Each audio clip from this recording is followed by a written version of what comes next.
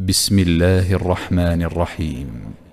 أفرأيت من اتخذ إلهه هواه وأضله الله على علم وختم على سمعه وقلبه وجعل على بصره غشاوة فمن يهديه من بعد الله أفلا تذكرون وقالوا ما هي إلا حياتنا الدنيا نموت ونحيا وما يهلكنا إلا الدهر وما لهم بذلك من علم إن هم إلا يظنون وإذا تتلى عليهم آياتنا بينات ما كان حجتهم إلا أن قالوا ائتوا بآبائنا إن كنتم صادقين قل الله يحييكم ثم يميتكم ثم يجمعكم إلى يوم القيامة لا ريب فيه ولكن أكثر الناس لا يعلمون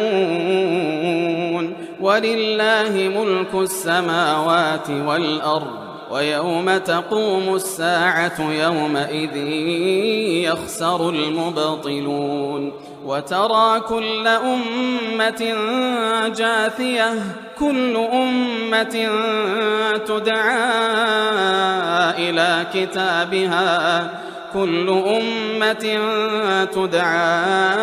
إلى كتابها اليوم تجزون ما كنتم تعملون هذا كتابنا ينطق عليكم بالحق إنا كنا نستنسخ ما كنتم تعملون فأما الذين آمنوا وعملوا الصالحات فيدخلهم ربهم في رحمته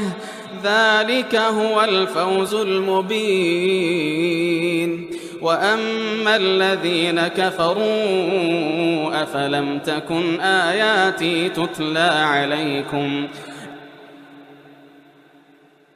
أفلم تكن آياتي تتلى عليكم فاستكبرتم وكنتم قوما مجرمين وإذا قيل إن وعد الله حق والساعة لا ريب فيها قلتم ما ندري ما الساعة إن نظن إلا ظنا وما نحن بمستيقنين وبدا لهم سيئات ما عملوا وحاق بهم ما كانوا به يستهزئون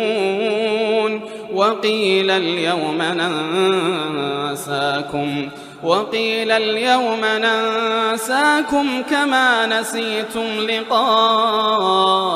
يومكم هذا ومأواكم النار وما لكم من ناصرين ذلكم بأنكم اتخذتم آيات الله هزوا وغرتكم الحياة الدنيا فاليوم لا يخرجون منها ولا هم يستعتبون فلله الحمد رب السماوات ورب الأرض رب العالمين وله الكبرياء في السماوات والأرض وهو العزيز الحكيم.